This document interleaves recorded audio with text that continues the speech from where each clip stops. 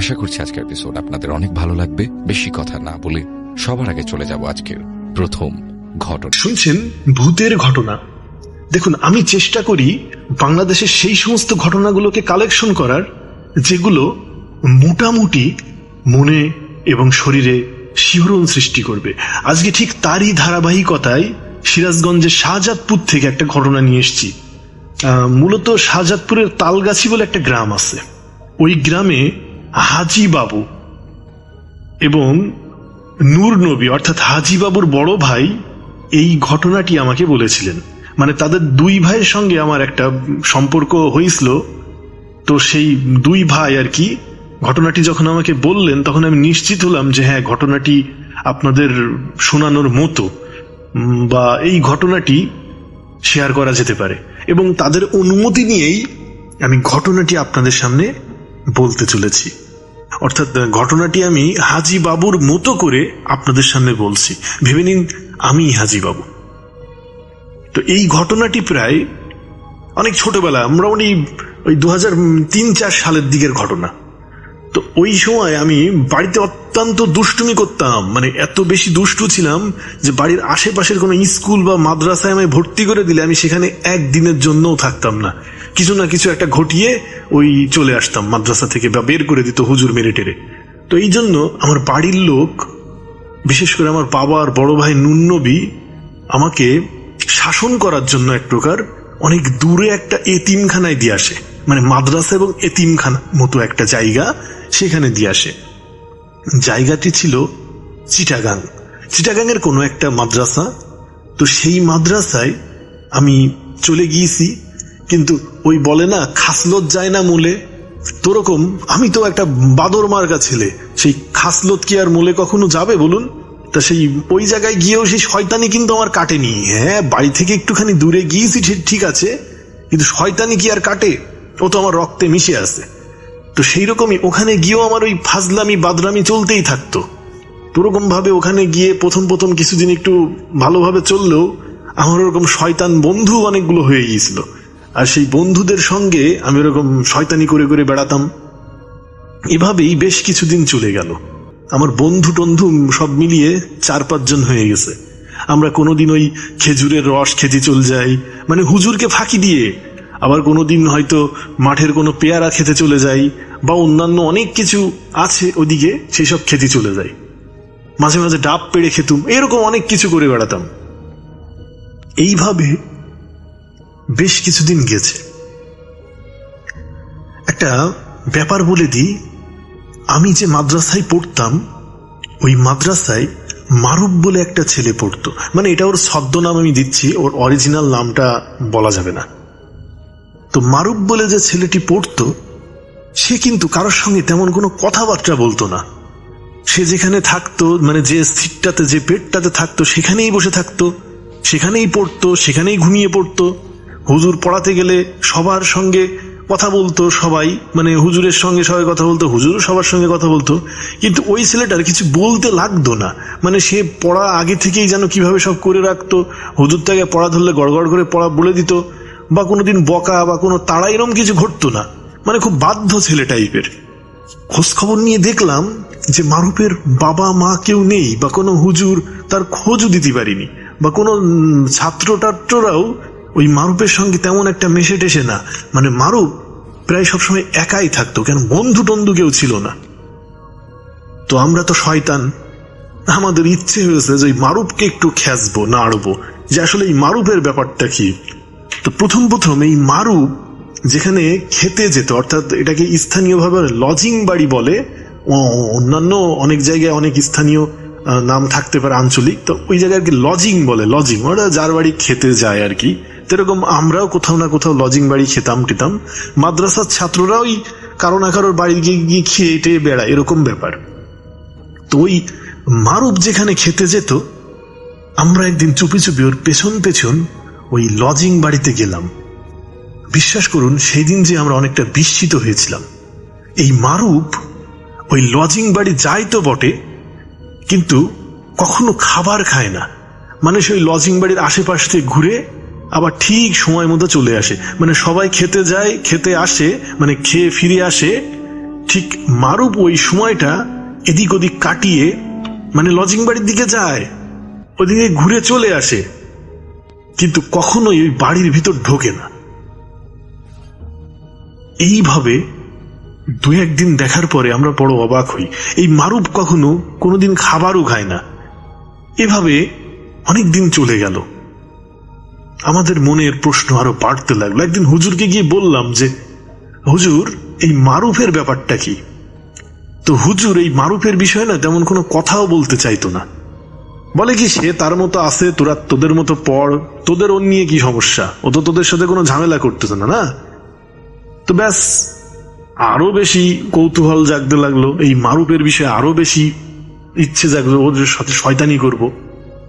তো একদিন রাত্রে আমরা, ওই শীতকাল তখন, ওই খেজুরের রস পাড়তে যাব, খুব ইচ্ছে জেগেছে যে খেজুরের রস খাবো। তো সেই দিনকে নিয়ে বিনিয়ে খুব কৌশল ওই মারুফকে ডেকে নিয়ে গিয়েছি যে, চল দেখ, আজকের হুজুর একটুখানি ছুটি দিয়েছে, চল আজকের আমার এদিকে একটা মামা বাড়ি আছে, তো চল ওই মামা বাড়ি থেকে ঘুরিয়ে আনি চল। এই বলে ওই মারুফকে ডেকে নিয়ে মাঠের মধ্যে, খুব মানে জঙ্গল টাইপের মাঠ, ওই মাঠের ভিতরে অনেকটা সেই একটা মানে নদী মতন সমুদ্রের দিকে চলে গেছে, তার পাশ দিয়ে যে একটা বিশাল খেজুর বাগান, ওই জায়গায় গিয়ে ওই মারুফকে বলেছি যে, ওঠ, উঠে ওই খেজুরের রস পেড়ে পেড়ে আমাদের খাওয়া। কিন্তু মারুফ খেজুর গাছে উঠতে চেত না, বা সে বলতো যে খেজুর গাছে উঠতে পারবো না।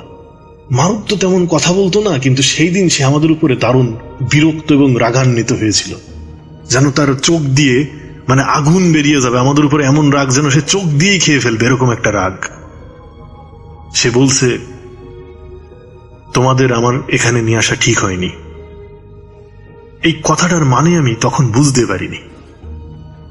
যাই হোক, ওর এই রাগারাগি এবং আমার সাথে যে কয়জন গেছে তাদের চাপাচাপিতে সেদিন সকাল সকাল আবার ফিরে এসেছিলাম মাদ্রাসাতে।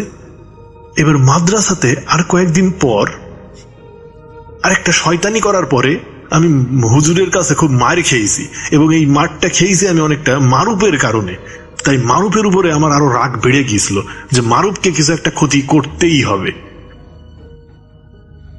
এইবার একদিন রাত প্রায় 11টা, 11:30 বাজে, মানে মাদ্রাসার সবাই ঘুমিয়ে গেছে, ঘুমানোর বেল 10টায় দিয়ে দেয়। তো 11টা, 11:30টার সময় ওই পাশের বাড়ি একটা বড় ডাব গাছ ছিল, তো সেখানে অনেকগুলো ডাবের কাঁধি ঝুলে থাকতো বা রয়েছে, দেখাই যায়, আলো জ্বলে। এই মাদ্রাসার আলোটা মোটামুটি ওই বাড়ির অব্দি পৌঁছায় এবং ওখান থেকে দেখা যায়।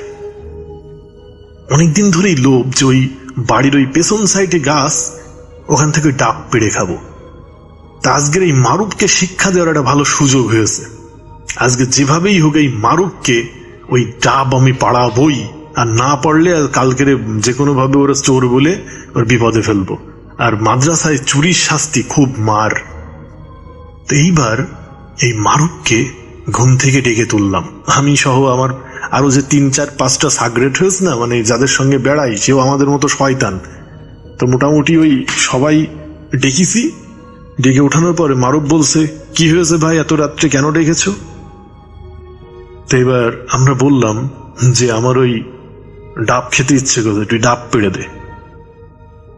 এইবার মারুফের সেই দিনের ওই কাণ্ড আমি আজও, বিশ্বাস করুন, আজও ভুলতে পারিনি। মারুফ বলল, ঠিক আছে চলেন, বা চলো, আজকে তোমাদের ডাব খাওয়াবো। ঠিক মাদ্রাসার যে দরজাটা না, খট করে দরজাটা খুলে দরজার সামনে দাঁড়িয়ে, ডাব গাছটা একদম দেখা যায় ক্লিয়ার। এইবার ওই মারুফ দরজার সামনে দাঁড়িয়ে, আমরা মোটামুটি মারুফের পেছনে সবাই দাঁড়িয়ে আছি।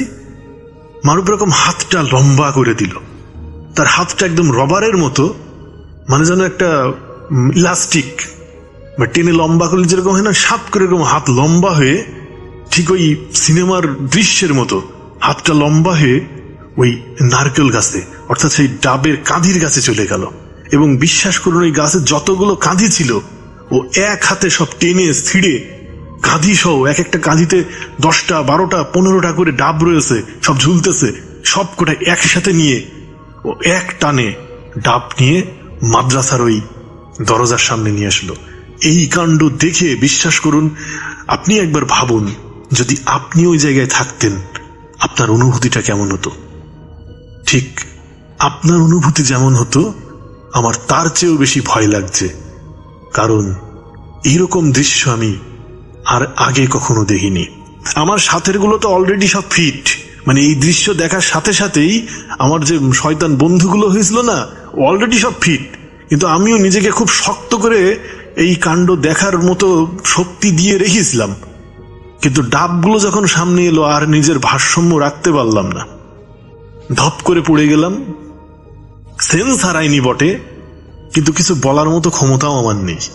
তারপর মারুফ টুক করে যে তার বেডে যে টুক করে শুয়ে পড়ল, আর আমি সেই ডাবের সামনেই বসে রইলাম। এভাবেই অনেকটা সময় পার হয়ে গেছে। ভয়ে থরথর থরথর করে কাঁপছি, কিন্তু কাউকে কিছু বলতে পারছি না। কিছুক্ষণ পর হুজুর এলেন। আমাদের এই কাণ্ড কারখানা বা কোনো শব্দ হয়তো হুজুর পেয়েছিলেন, তো যে কোনো ভাবে হুজুর কিছুক্ষণ পর এসে বললেন যে, কি ব্যাপার বাবু, এসব কি, ডাব কোথায় পেলি? তখন ওই পুরো ঘটনাটি বললাম, এবং যারা ওই যে সব ফিট হয়ে পড়েছিল না, মানে অজ্ঞান মতন হয়ে গেছিল, তাদের মোটামুটি চোখে ওই মানে জল টল ছিটিয়ে, মানে পানি টানি ছিটিয়ে মোটামুটি সব জাগিয়ে টাগিয়ে একই কথা বলল সবাই হুজুরকে। হুজুর বললেন, মারুফের সঙ্গে তোর এই কাজটা করা ঠিক হয়নি। সে একটা অন্য জগতের ছেলে, এখানে আসে, আমার এখানে সে পড়ে, সেই কোরআন শরীফ পড়তে ভালোবাসে, তাই পড়ে, সে থাকে, এই জায়গাটা পবিত্র জায়গা, সে আমাদের মাঝে থাকতে চায়। যেটা করেছিস সেটার জন্য তুই মাপ চা, ভবিষ্যতে এমন ঘটনা ওর সঙ্গে ঘটাস নে। সে বন্ধু বলে তোদের কোনো বিপদে ফেলিনি হয়তো, কিন্তু তার বয়স আমার 3 পুরুষের চাইতেও বেশি। অর্থাৎ আমি ইমামতি করছি এখানে, আমার বাবাও তাকে দেখেছে, আমার দাদুও তাকে দেখেছে, মানে আমার 3 পুরুষ এই ছেলেটাকে এইভাবেই দেখছে। কিন্তু সে এক এক সময় এক এক রূপে এক এক নামে এখানে থাকে। সকালবেলা যে কাণ্ডটা ঘটল সেটা আরো ভয়ানক। মাপ চাওয়ার জন্য মারুফের বেডের কাছে যেয়ে দেখলাম ঠিক একটা মানুষ শুয়ে আছে যেরকম সেভাবেই শুয়ে আছে, মানে কাঁথা মুড়ি দিয়ে শুয়ে থাকলে যেরকমটা থাকে না, ওরকম ভাবেই শুয়ে আছে। মুখটা তুলেই দেখলাম সেখানে মারুফ নেই, ফাঁকা। কিছু বইপত্র অনেক পুরনো, কিছু কাগজ, কিছু ফাউন্টেন পেন, মানে লম্বা লম্বা দোয়াত কলম, অনেক পুরনো আমলের কিছু জিনিসপত্র ওখানে পড়ে আছে, কিন্তু মারুফের কোনো অস্তিত্বও নেই। সারা রাত যে দরজার গোড়ায় বসেছিলাম, জেগেছিলাম, এত কাণ্ড ঘটে গেল, ডাবগুলো পড়ে রয়েছে, মারুফ কোথা থেকে অমনি বেরিয়ে গেল সেটা জানিনি। এরপর ওই মাদ্রাসায় পড়ার আর ইচ্ছে থাকলো না। আরো কিছু ঘটনা ঘটেছিল বটে আমার সঙ্গে, কিন্তু এই ঘটনাটা আমি আর ভুলতে পারিনি। আমি হাজি বাবু, আমি হজ করেছি, আমি উমরা করেছি, আমি জীবনে এত বড় হয়েছি, আমি এখন বর্তমানে একটা মসজিদের ইমাম, কিন্তু তবুও এই মারুফের ব্যাপারটা আজও উদ্ঘাটন করতে পারিনি। আপনারা যদি কেউ উদ্ঘাটন করতে পারেন অবশ্যই বলবেন। আর এই হাজি বাবুর মতো কোনো ঘটনা যদি আপনাদের কাছেও থাকে তাহলে অবশ্যই আমাদেরকে শোনাবেন, সবার মাঝে বলবেন। আজকের এই ঘটনা বললাম আমি শামীম, আমি থাকি ঝিনাইদহের কোটচাঁদপুর, গ্রামের নাম তালসার। অনেকদিন পর এসছি, যদিও অনেকদিন পর এরকম ঘটনা বললাম। আপনাদের এই শুভ কামনায়, আপনাদের এই দোয়া ভালোবাসায় আমি এই রকম সমস্ত আরো ঘটনা নিয়ে পরবর্তী দিন হাজির হয়ে যাব। সেই পর্যন্ত সুস্থ থাকুন, ভালো থাকুন। এখন চলে যাচ্ছি পরবর্তী ঘটনায়, চলে যাবো কয়েক সেকেন্ডের জন্য, ফিরে আসবো নতুন ঘটনা নিয়ে। ততক্ষণ পর্যন্ত কোথাও যাবেন না, আমাদের সাথেই থাকুন। ঘটনাটি আমাদের সাথে শেয়ার করছেন সাফা চৌধুরী, ফ্লোরেন্স ইটালি থেকে। সাফা তার নিজের জীবনে ঘটা একটি ঘটনা আমাদের সাথে শেয়ার করেছেন এবং তিনি আমাকে রিকোয়েস্ট করেছেন আমি যেন আমার মতো করে ঘটনাটা আপনাদের কাছে প্রেজেন্ট করি। সঙ্গত কারণে সাফা তার অ্যাকচুয়াল নামটা এখানে শেয়ার করেননি, তিনি শেয়ার করতে চাননি এবং স্থানকাল পাত্র গোপন রাখতে বলেছেন। তো সেটাই করব আমি। তা আমি চলে যাচ্ছি সাফার ঘটনায়। সাফাদের বাড়ি লক্ষ্মীপুর জেলায়। 2017 সালের ঘটনা। তখন সাফার বোন ইটালিতে বসবাস করতেন, তার হাজব্যান্ডকে নিয়ে পার্মানেন্টলি থাকতেন এবং তিনি সাফার জন্য অ্যাপ্লাই করে রেখেছিলেন সাফাকে ইটালি নিয়ে যাওয়ার জন্য। আর সেটার প্রসেসিং চলছিল, যে কোনো সময় হয়তো তার পেপার আসবে বা এরকম একটা কিছু।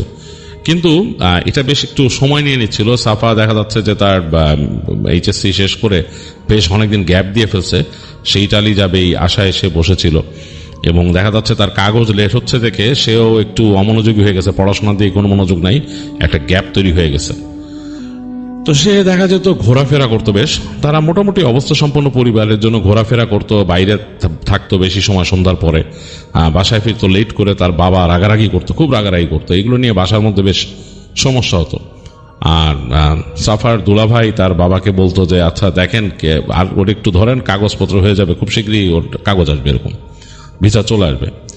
তো এরকম কথাবার্তা সাফা খুব সিরিয়াসলি অ্যাক্ট করতেছিল আর কি। এবং সে দেখা যাচ্ছে সাফার মধ্যে একটু রাগারাগি তার বোনের প্রতিও এসে গেছিল যে এতদিন লাগতেছে কেন, ইত্যাদি ইত্যাদি। তো দেখা যায় সাফা অন্য মানুষ ধরে ইটালি যাওয়ার জন্য এবং সেখানে সে ওই নিজে প্রসেসিং করে, বাবার সাথে মানে বাসায় সে বেশ চিৎকার চেঁচামেচি করে, এগুলো করে বাবার থেকে টাকা নেয়, এগুলো করে সে একসময় সে টাকাও দেয়, দিয়ে সে নিজেই ইটালি যাওয়ার ব্যবস্থা করে। আর দীর্ঘ একটা সময় পরে মানে বেশ সমস্যা পার হয়ে, বেশ ভেজাল পার হয়ে, বেশ কষ্ট করে একটা সময় সে ইটালি যে পৌঁছায়, মানে তাকে তারা নেয় ওখানে। কিন্তু এর মাঝে বেশ খানিকটা সময় তার নষ্ট হয়ে গেছে, অনেক কষ্ট গেছে, টাকা পয়সা বেশ চলে গেছে। এবং সাফা এখানে সবার জন্য একটা রিকোয়েস্ট করছেন যে কেউ কখনো কোনো লিগ্যাল উপায় ছাড়া এইভাবে মানে বিদেশে যাওয়ার চেষ্টা করবেন না, এগুলো খুবই ডেঞ্জারাস, খুবই সমস্যার এবং মানুষের জীবনে মানে একটা মানে সে বলছে যেটা একটা কার্স তার জীবনে, এই আসার যে এই যে সময়টা। তো যাই হোক, সে বেশ কষ্ট করে গেছে এবং সে যখন যেখানে তাকে নিয়ে আসলো সেই জায়গাটা হচ্ছে একটা ছোট্ট একটা টাউনের মধ্যে সে আছে এবং সেখানে তাকে রাখা হয়েছে, মানে সে এসে উঠছে যেখানে, সেটা হচ্ছে একজন আফ্রিকান ছেলে ওখানে থাকে, তার সাথে ছোট্ট একটা স্টুডিওর মধ্যে। তো সাফা বেশ মানে কষ্টে ছিল এবং সেখানে যে দেখলো যে তার যেহেতু কাগজপত্রের ওরকম অবস্থা নাই, বেশ মানে প্রবলেমের মধ্যে পড়ে গেল সে। তো ওখানে গিয়ে সে কাজ খুঁজতো, কাজ পেল না, ইত্যাদি ইত্যাদি, বেশ ঝামেলা, মানে তার মানে একেবারে অবস্থা খারাপ। কারণ কোথাও কাজ করতে গেলে কাগজ লাগে, তাদের ওই ওয়ার্ক পারমিট, কাজ ভিসা, লিগ্যাল ভিসা এগুলো দেখে, তো এগুলো তো তার নাই। আর এমনিতেও কাজ ওখানে নাকি যেখানে সে ছিল সেই জায়গায় কাজের খুব একটা সমস্যা ছিল। তার যে ওখানে যেই ছেলেটার সাথে তাকে উঠাই দিয়েছে রুমমেট, কালো ছেলেটা, সে এখানে আসছিল অন্যভাবে। তো সে একটা কাজ করে, তার একটা আছে, রেফিউজি স্ট্যাটাস আছে, সেটা নিয়ে সেখানে কাজ করে আর এইভাবেই আছে। তো ছেলেটা মানে আসলে সাফার প্রতি অনেক খারাপ ফিল করে, সে বলে যে দেখো তোমার যদি আমি হেল্প করতে পারতাম ভালোই তো আমি যেখানে কাজ করি ওখানে তো তোমাকে নিবে না, আমি আমার মালিককে বলতে পারি কিন্তু তোমার কাগজপত্র ছাড়া নিবে না। তো সাফার দুরবস্থাটা আরও বাড়তে থাকে, কারণ টাকা পয়সা শেষ হয়ে গেছে, খুবই খারাপ অবস্থা। তো তখন ওই যে ছেলেটা যে ছিল সে বলে যে আমার এক ফ্রেন্ড আছে, ওর সাথে আমি পরিচয় করাইতে পারি, ও আমার এখানে একটা ক্লাসে, মানে আমি তো এখানে ইটালিয়ান শিখি, তো ওইখানে আসে, তো ওর সাথে তোমাকে আমি পরিচয় করাইতে পারি। ও কিন্তু থাকে একটু রিমোট জায়গায়, ওখানে তোমার এত সমস্যা হবে না, তুমি যদি চাও কাজ করতে পারো। ওদের ওইখানে আবার অন্য কাহিনী, ওদের ওইখানে কোনো নাই, কোনো রকমের চেকিং টেকিং কিচ্ছু নাই, ও যদি তোমার কাজটা দিতে পারো তুমি কাজ করতে পারো ওখানে। তো সাফা তো খুব আগ্রহী হয়ে যায়, সে বলে যে আমাকে জানাও, তুমি একটু খবর নাও তোমার ফ্রেন্ডের কাছ থেকে। ছেলেটা বলে আমার ফ্রেন্ড ঠিক না, ও যেহেতু আমাদের একই এলাকার মানুষ, মানে কান্ট্রিম্যান, এবং আমার সাথে একই সাথে ক্লাস করে, ইটালিয়ান ল্যাঙ্গুয়েজ শেখার, এবং আমি জানি যে ও একটু রিমোট জায়গায় থাকে। ও বলে যে ওইখানে কেউ থাকে না, ওরা ওইখানে কৃষিকাজ করে, ওইখানে পশুপালন করে ওইখানে, তো ওইসব জায়গায় তো সাধারণত এরকম চেকিং টেকিং থাকার কথা না। তো ও যদি তোমার ব্যবস্থা করতে পারে আমি তোমার অবশ্যই জানাবো। তো সাফা শুনে বলে যে অবশ্যই, অনেক হেল্প হবে ভাই, এই সেই বলে তাকে।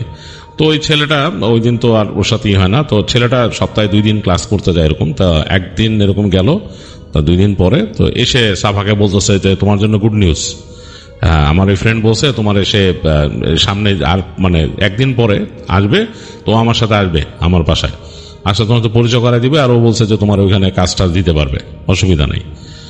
তো সাফা তো খুব খুশি। তো এরকম একদিন পরে সে দেখে যে হ্যাঁ ওই এই ছেলেটা আসছে, সাইকেল নিয়ে আসছে, এসে মানে সাফার সাথে পরিচয় হয়। তো কথাবার্তা তো খুব বেশি পারে না সাফা নিজেও, কিছু সে এখানে আসার সময় যে যাদের মাধ্যমে আসে তারা তাকে কিছু লিবিয়ান শিখেছিল, আরবি আর কি, ওইটা ওই ছেলে ওই যে কালো ছেলেটা সে কিছু ওই ভাষা পারে, সেও পারে, সাফাও টুকিটাকে আরবি পারে আর ইংরেজি যা পারে এটা যে কমিউনিকেট করলো ওর সাথে টুকিটাকি। এবং ওই যে যার সাথে রুমমেটের সাথে থাকে সে ওই ভাঙা ইংরেজি আর এগুলো দিয়ে সে কমিউনিকেট করে। আর এর মধ্যে একটু এই হাঁটাচলা করতে করতে যে একজন মানুষের থেকে কিছু ইটালিয়ান শিখছে, এই যে ভাঙাচোরা অবস্থায় আর কি। তো কমিউনিকেট করার পর ওই ছেলেটা তাকে বোঝায় যে তারা যেখানে থাকে সেই জায়গাটা হচ্ছে একটা অ্যাবান্ডেন্ট, সোজা কথা একটা অ্যাবান্ডেন্ট গ্রামের মতো, পাহাড়ের উপরে, ওখানে কোনো মানুষ নাই। তো অবাক হয়ে যায় সাফা যে কোনো মানুষ নাই মানে, হ্যাঁ এটা এক সময় শহর ছিল, শহর বা একটা গ্রামের মতো ছিল, ওই জায়গায় অনেক ঘর বাড়ি আছে এবং এখানকার গ্রাম মানে তো খুব সুন্দর করে সাজানো গোছানো গ্রাম। এবং এইখানে পরবর্তীতে কোনো একটা কারণে, প্রাকৃতিক বিপর্যয়ের কারণে যাক মানুষজন এখান থেকে চলে যায় আজ থেকে অনেক বছর আগে। তো এরপর এটা খালি রয়ে গেছে ওই জায়গায়। সেই ছেলেটা বললো যে আমি থাকি, আরো দুই একজন থাকে যারা খুবই নগণ্য, এরকম আমাদের মতোই মানুষ, তো থাকে ওখানে, যে থাকে ওরা মোটামুটি চেষ্টা করে যে কৃষিকাজ করে করে। তো বললো যে আমি থাকি এখানে, এক খালা মানে আন্টি রাখি, এখানকারই এক মহিলা এই দেশেরই, তো উনিও ওখানে থাকে, ওই আন্টির ওখানে থাকি কাছাকাছি। এবং মানে আর কি আমরা ওখানে থাকি, কৃষিকাজ করি, হ্যাঁ মানে ফসল টসল লাগাই, তার গাছপালা লাগাই, তরি তরকারি চাষ করি, তারপরে ওখানে অলিভ আছে, অলিভ আমরা চাষ করি, পশু পাখি আছে, ভেড়া আছে, ছাগল আছে, এগুলা পালন করি। এইটাই হলো আমাদের মূল কাজ। এখান থেকেই চলে যায়, মোটামুটি ইনকামও আসে, খারাপ না, তুমি চাইলে যেতে পারো, সাফাকে সে বলে। আর তো সাফা বলে তাহলে আমার কি টাকা পয়সা? বলে টাকা পয়সা তুমি যা কাজ করবা সেটার জন্য তোমাকে ততটুকু দিব, আর তোমার আমাদের সাথে খাওয়া দাওয়া যেরকম খরচ হয় সেরকম তুমি হিসাব করে করবা। ওইখানে যে কোনো একটা জায়গায় দেখি ব্যবস্থা করে দিব। ওইখানকার যারা বাসিন্দারা চলে গেছে তারা কিন্তু এটার আমার দাবি ছাড়ে নাই, তাদের দাবি আছে বাড়িঘরের প্রতি। অনেকে অবশ্য বাড়িঘর কিছুই নাই, দেখি আমি ব্যবস্থা করে দিব, তুমি চলো না, আমাদের এখানে থাকতে পারবা। যাই হোক, সাফা একদম কথা শুনে খুব রাজি। সে তখন তার যে রুমমেট আছে, ওর নাম ছিল আমিল, আমিলকে সে বলে যে আমি চলে যাই, তুমি আমার জন্য দোয়া করো, কেন ও মুসলমান ছেলেটা, আমার জন্য দোয়া করো, তা আমি চলে যাচ্ছি ওর সাথে। তো আমিল একটু অবাক হয়ে বলে যে তুমি ওর সাথে এখনই চলে যাও? বলে হ্যাঁ। ওই ছেলেটাও বলে তাকে যে ছেলেটা, ওর নাম সাফা বলবে না, কারণ বলছে যে নাম বলার কোনো প্রয়োজন নাই।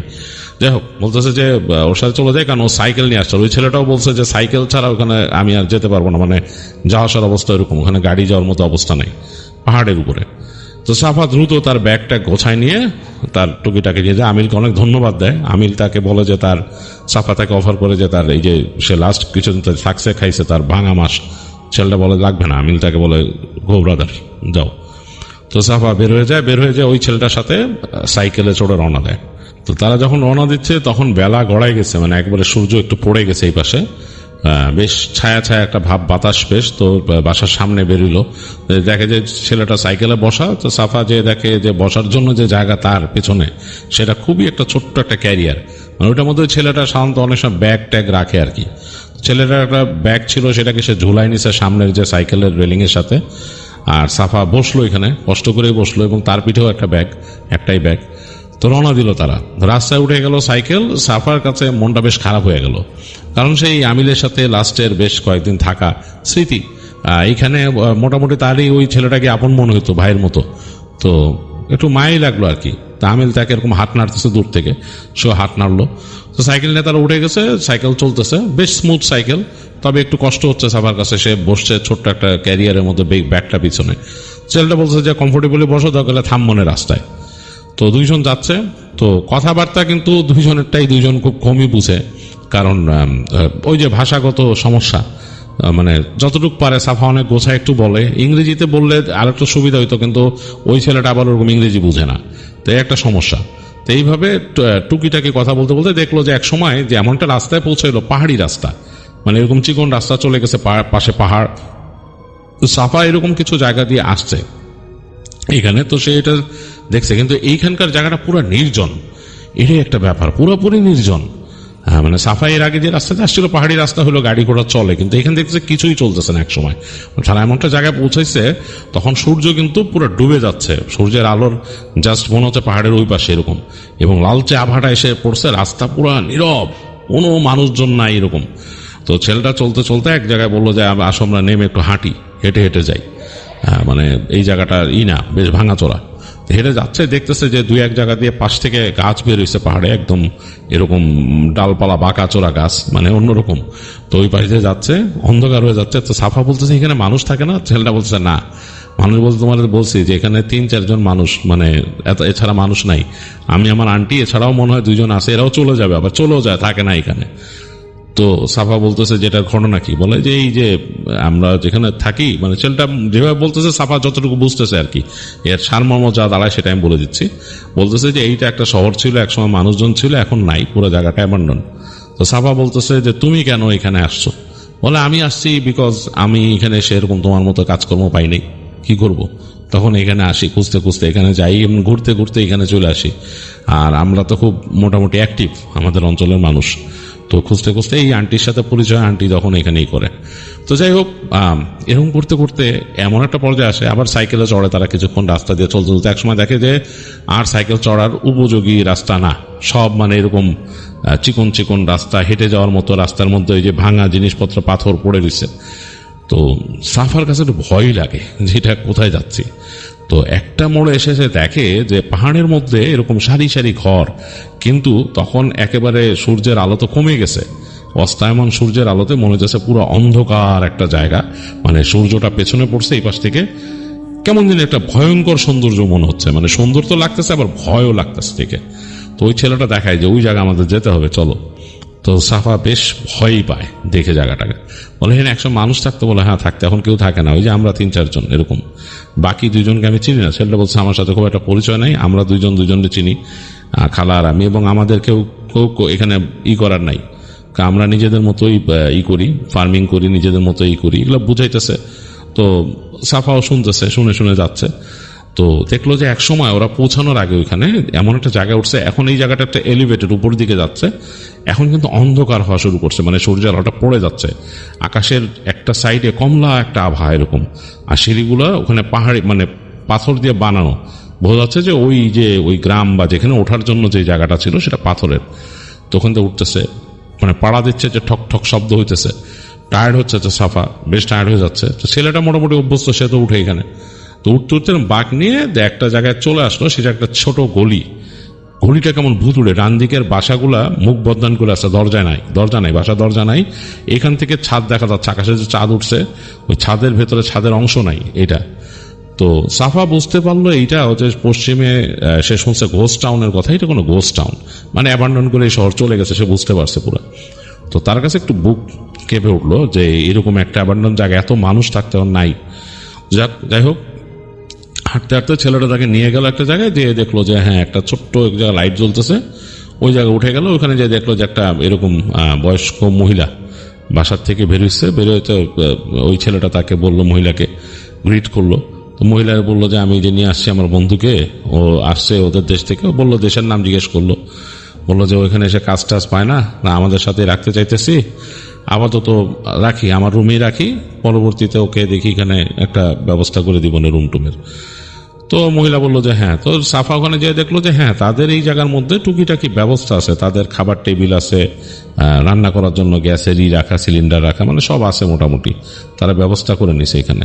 এবং তারা এখানে যে বিদ্যুতে ব্যবহার করতেছে, জেনারেটর দিয়ে ব্যবহার করে, এবং এগুলারই মনে হয় যেসব রসদ নিয়ে আসে আর কি বাইরের থেকে এরা এরকম। তো যাক, সাফা বুঝলো যে এখানে মোটামুটি থাকা যাবে। তো ওই দিন রাতটা থাকলো, ওই ছেলের সাথে গল্প গুজব করলো, ছেলেটা তার ঘরেরই একটা কর্নারে দেখাই দিল সাফারা থাকার জন্য। তো থাকলো, তাদের গল্প গুজব হলো রাত্রেবেলা টুকিটাকি যায় ভাষায়, এবং সাফা বোঝা শুরু করছে। মানুষ অনেক সময় দেখা যাচ্ছে যে ভাষা না মিললে বডি ল্যাঙ্গুয়েজও বোঝায় এরকম, তো এইটা তো সে বুঝে যাচ্ছে। আর ছেলেটা একই ধর্মের হওয়াতে সাফার একটু সুবিধা হয়েছে, ছেলেটা নামাজ কালাম পড়ে। যাই হোক, এরম কেটে গেল রাত। সকালবেলা উঠে এসে দেখতেছে ছেলেটা খুব সকালে উঠছে, উঠে এসে বেরোয় যাচ্ছে, এবং এই একটা জিনিস দেখলো যে এইখানে অনেকটা একেবারে পিওর গ্রামের ফ্লেভার, মানে নাই, মানে কোনো রকম এই যে শহুরে যেই কেওয়াস এগুলা কিচ্ছু নাই, একদম অন্যরকম একটা অবস্থা।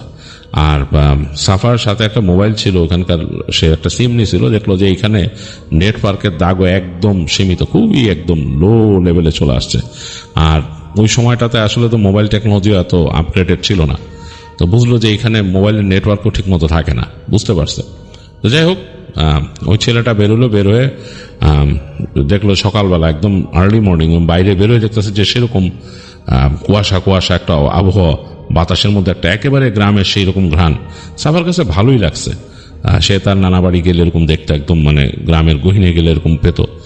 যাই হোক, ছেলেটার সাথে বের হয়ে গেল। ছেলেটা যে দেখলো যে তাকে দেখাইলো ফার্মগুলা, তাদের ওই যে ছাগলের ফার্ম যেখানে ছাগল ভেড়া থাকে সেটা, তারপর হেঁটে নিয়ে গেল তাদের ওখানে যে এই তাদের জাইতুনের যে গাছ, ওখানে মানে অলিভ, ওখানকার অলিভ যেটা বা ওদের যেটা সেটা কিন্তু জাইতুন বলে, সেটা কিন্তু আমাদের যে বাংলাদেশের যে আমরা জলপাই খাই এটা কিন্তু একই জিনিস না, যদিও নাম দুইটারই অলিভ, এটা ডিফারেন্ট ওইটা ডিফারেন্ট, ওটার থেকে তেল হয়। আর আমাদেরগুলো সাধারণত আচার বা এগুলোতে ব্যবহার হয়, যে বা আমরা কাঁচা খাই জলপাই। যাই হোক, ওই অলিভ ছোট যেগুলো আমরা, আবার ব্ল্যাক অলিভও আছে যে আমরা বিভিন্ন ইটালিয়ান গার্নিশ হিসাবে পাই, পিৎজা বা অন্যরকম পাস্তা এগুলোর মধ্যে থাকে। যাই হোক, সেই অলিভ আর কি, সেই ওখানকার অলিভের গাছ। তো দেখালো বেশ সুন্দর এরকম পাতা করতেছে। তো বলতেছে যে ওই ছেলেটা বলতেছে যে আমরা এখানে মাঝে মাঝে যে এই ছাগলগুলো কিনে চড়াইও, এদিক ওদিক নিয়ে যাই, করি, ঘুরাই। তো তোমার কাজ এগুলো দেখাইতেছে তাকে কি কি কাজ করতে হবে, এগুলো বোঝাচ্ছে। তো সাফা বুঝে গেল যে তার আসলে এই কাজগুলো করতেই হবে, না করলে তো এখানে তাকে টাকা পয়সা দিবে না। ছেলেটা তাকে একটা হিসাব বলে দিল যে এরকম এরকম পাবা। সাফা রাজি হয়ে গেছে, ওকে। তো যাই হোক, ওই দিনও সে ওই ছেলেটা বাসায় থাকলো এবং তারপরেই তাকে ছেলেটা একটা ব্যবস্থা করে দিল। ওই আন্টিকে বলে, আন্টি কথা বলছে কার সাথে, কথা বলে তাকে একটা ব্যবস্থা করে দিল ওই ছেলেটা থেকে ঘুরে কাছাকাছি একটা এরকম একটা জায়গায় একটা ঘর। তো বললো যে এখানে থাকতে পারবা, এখানে এই অবস্থা, অসুবিধা নাই, এই বাসাটা মোটামুটি ইন্ট্যাক্ট আছে। আর ওই আন্টি তাকে বলতেছে, মানে সে ওই তাদের ভাষায় কথা বলে, সে তার এগুলো পারে না, ভাঙা ভাঙা ইংলিশে তাকে বলতেছে যে ওই দিকটা যাবা না, ওই জায়গায় কিন্তু বেশিরভাগ বাড়িঘর ভেঙে গেছে, হয়ে গেছে, ওইসব জায়গায় যাবা না, এরকম একটা অবস্থা। তুমি যেখানে আসো সেখানে এই যে বাসাটা, ওইটারও যে তোমাকে যে রুমটার এই পাশের সাইডটা দেওয়া হয়েছে এর বাইরে আর তুমি রুম অ্যারাউন্ড করবা না। বেশিরভাগ টাইম চেষ্টা করবা যে তোমার জেনারেটর লাইন এখান থেকেই দিচ্ছে ওরা টেনে। বলছে যে এইটার থেকে বেশি জেনারেটরের ব্যবহার, বিদ্যুতের ব্যবহার কম করবা, কেন জেনারেটর তো এনার্জি খায়, এগুলো বুঝাই দিছে তাকে। আর বলছে যে খাওয়া দাওয়া রান্না তুমি আমাদের সাথে খেতে পারো এখানে এসে। ওই যে ছেলেটা আছে, ছেলেটা খায় বলে, ছেলেটা বলতেছে যে মানে তাদের খাওয়া একই রকম, তারাও ভাত খায়, ভাত তরকারি এগুলা। আর ওই মহিলা খায়, বলছে যে আমার সাথে তুমি খেতে পারো। তো সাফা বলতেছে, সে লজ্জা পাইছে, সে বললো যে আমি আপাতত আমার কাছে অল্প কয়েকটা টাকা আছে, এটা আমি তোমাদেরকে দিতে পারি খাওয়ার জন্য, বাট এখন তো আমার কাছে আর নাই। তো ওই মহিলা তার এরকম হাত দিয়েই করে। আর ছেলেটা বলে তুমি চিন্তা করো না, পরে তুমি যখন আর্ন করবা তখন দিয়ে দিও, এখন খাও, খরচ নিয়ে এগুলো চিন্তা করো না। আর আমাদের এখানকার খাবার বেশিরভাগই এখানকার ফলানো, এই ক্ষেত্রের থেকে আমরা এই খুলি মাংস এখানকার এসে, তো এগুলো নিয়ে চিন্তা করো না, তুমি যখন ইনকাম করবা তখন তুমি দিও। তো আর রান্না বাড়া এখন আপাতত আমার কিচেনে এসে করতে পারবা, তোমার ওইখানে রান্না বাড়ার এসব দরকার নেই, তুমি তো পারবা না এগুলো এখন করতে। তো সাফা বলে ঠিক আছে। তো ওই ছেলেটাই সাফাকে তার রুমটা গোছায় দেয়, সে যেখানে থাকবে। তার ঘরের থেকে পুরনো ওই যে ম্যাট্রেস ট্যাট্রেস তোষকের মতো ছিল আর কি, ওগুলো এনে রেডি করে দেয়, বলে যে আপাতত থাকো, পরে দরকার আমরা ব্যবস্থা করবো অন্য কিছু। তো সাফা খুবই কৃতজ্ঞ এর প্রতি, ছেলেটা এত তাকে টেক কেয়ার করলো। তো সে মোটামুটি রুমটাকে নিজের মতো করে ফেললো, তার ব্যাগের মধ্যে কয়েকটা বই ছিল, এগুলো গুছায় রাখলো, এই তো। আর তার সেই মোবাইল ফোন, এবং সেটা নেটওয়ার্ক থাকেই না, ওইখানকার সিম লাগাইছিল সে। যাই হোক, সে কোনো মতে ঘরটার মধ্যে থাকলো, এবং একটা এরকম ল্যাম্প ওই ছেলেটা তাকে দিছে, ল্যাম্প দিয়েছে, ওইটার মধ্যে দেওয়া মানে তেল দেওয়া আর কি, জ্বালানি তেল দেওয়া ছোট্ট। তো বলছে যে এইটাই জ্বালাবা বেশিরভাগ সময় রাতের বেলা, তো জেনারেটর এগুলো আমরা বন্ধ করে দিব, তুমি এটাই জ্বালাও রাতের বেলা। তো অসুবিধা নাই। মোমো দিয়ে গেছে 2টা। সাফা ওখানে মানে বেশ কমফোর্টেবলি, তার কাছে ভালোই লাগতেছে যে রুমটা তাকে দিছে, ওইটার মাথার কাছে একটা জানালা আছে, এই বড় লম্বা একটা জানালা, উপরে সুন্দর করে কাজ করা। তো ওইটা খুললে দেখা যায় এই পাশটার একদম মানে পাহাড়ের একটা সাইড দেখা যায়, গাছপালাগুলো যে নেমে গেছে পুরো দেখা যায়। তো খুব সুন্দর লাগে রাতের বেলা। তো প্রথম রাত সাফার ওখানে থাকা। সাফা ওই ছেলেটার সাথে গল্প গুজব করছে অনেকক্ষণ, ছেলেটা 8টার দিকে চলে গেল ওখান থেকে। তো সাফা ঘরের মধ্যে বসে আছে, কিছু করার নাই। তো সে কিছু বই নিয়ে গেছিল বাংলাদেশ থেকে, ওগুলা কিছুক্ষণ পড়লো, পড়ে দেখলো যে আর তো কিছু করার নেই, ওগুলা রেখে ঘরের বাতিটা বন্ধ করে দিল, যেহেতু তাকে বলছে যে এই কারেন্ট বেশি ইউজ করতে না, জেনারেটর একটা পরে তারা বন্ধ করে দেয় রাতের বেলা। তো সে জানলা দিয়ে দেখতেছে যে খুব সুন্দর আলো আসতেছে চাঁদের, মানে চাঁদটা উঠছে পাহাড়ের এক পাশে, আলোটা একদম চিকন জানলা দিয়ে এসে পড়ছে এই পাশে, খুব সুন্দর লাগতেছে। তো সে অনেকক্ষণ এরকম দাঁড়ায় থাকলো, জানলায় দেখলো প্রকৃতি, ভাবতেছে দেশের কথা। তার বোনের সাথে তাদের একটা মানে তার একটা জিদ আছে, মানে ওই সাফা কিন্তু একটু স্টাবন ছিল, এখন নাকি অনেকটাই অন্যরকম হয়ে গেছে। বলছে তখন সে খুব স্টাবন ছিল, মানে খুব জিদ্দি। সে তার বোনের সাথে জিদ করে বোনের সাথে যোগাযোগ করে না এখানে এসে। তো সে ভাবতেছিল যে বোনের সাথে কবে যোগাযোগ করবো, এইসব বিভিন্ন ভাবনা ভাবতেছে। তো একসময় চিন্তা করলো ঘুমায় যায়, কেন চোখটা একটু ভারী হয়ে আসতেছে। তো সাফা ওই তার রুমের দরজাটা লাগাই দিল ভেতর থেকে, এতক্ষণ খোলা ছিল, ওখানে মানে কেউ নাই তো আসলে কিছু নিয়ে যাওয়ার মতো, আর রুমের মধ্যে তেমন কিছু নাই, তো এতক্ষণ খোলাই ছিল। তো রুমের দরজাটা লাগায় সে শুয়ে পড়লো। বেশ ঠান্ডা ঠান্ডা কিন্তু ওয়েদার, ওখানে একটা চাদর গায়ের মধ্যে নিয়ে নেওয়া লাগে তখন, এরকম একটা পরিস্থিতি। তো সে শুয়ে আছে আর জানলাটা খোলা রাখছে, বাতাস আসতেছে মাঝে মাঝে, বেশ ঠান্ডা হয়ে যাচ্ছে ঘরের ভেতরে, মানে খুব সুন্দর একটা ওয়েদার। তো সাফা ঘুমায় গেছে এবং ঘুমের মধ্যেই ছিল। হঠাৎ করে সে শব্দ পাইতেছে, খটখট খটখট খটখট করে শব্দ হচ্ছে একটা, মনে হচ্ছে কাঠ নাড়ালে যেরকম শব্দ হয় সেরকম। তো সে মানে তার মানে ঘুমটাই দূর থেকে মনে দিচ্ছিল শব্দটা হচ্ছে খটখট খটখট খটখট এর মতো শব্দ হচ্ছে, দূর থেকে শুনতেছিল এরকম। তো এটা আস্তে আস্তে যেহেতু তার ঘুম ভাঙতেছে, সে একসময় উঠে গেছে ঘুম থেকে। তো ঘুম থেকে উঠে সে দেখেছে কোনো শব্দ নাই, চারিদিক নীরব। আবার হঠাৎ করে হলো খটখট খটখট খটখট করে শব্দ, মানে কাঁপতেছে কিছু, মানে মনে কাঁপতেছে, কাঠের জিনিস যদি কেঁপে বাড়ি খায় কোনো কিছুর সাথে এরকম। সে ভয় পেয়ে গেছে, এখানে কি ভূমিকম্প হচ্ছে নাকি। সে জানে যে ইটালিতে বিভিন্ন জায়গা হয় ভূমিকম্প। তো সে লাফ দিয়ে উঠে বসছে, উঠে দেখেছে না চাঁদের আলো পড়তেছে ঘরের মধ্যে, আরো বেশ আলোকিত হয়েছে ঘরটা, ওই চিকন জানালা তো খোলা, বাতাস আসতেছে। তো চিন্তা হলো কি এরকম শব্দ করতেছে, মানে তখন আবার শব্দ নাই, সে যখন খেয়াল করার চেষ্টা করতেছে আবার খটখট করে শব্দ হলো। তো সে বুঝতে পারলো যে তার যে রুমটা, তার রুম থেকেই কিন্তু এই পাশে একটা দরজা আছে, সেই দরজাটা লক করা, বন্ধ, এবং ওই বাসা ওই যে বাড়ির মূল আরেকটা এন্ট্রেন্স এটা আর কি। তো ওইখানে কিন্তু ওই ছেলেটা বলছে ওরে যে এখান থেকে ঢোকা যাবে না, এই বাসায় এই যে গেট টেট এগুলো খোলার চেষ্টা করো না কখন, এটা বন্ধ বন্ধ, আর এগুলারও কিন্তু ওনার আছে, তো সুতরাং বন্ধ করে রাখছে, বন্ধই, ওখানে যাওয়া যাবে না, তারা বলে দিছিল আগে। তো এই তো ওইভাবেই মেনে চলছে, সাফা তো ওইটাই চিন্তা করছে।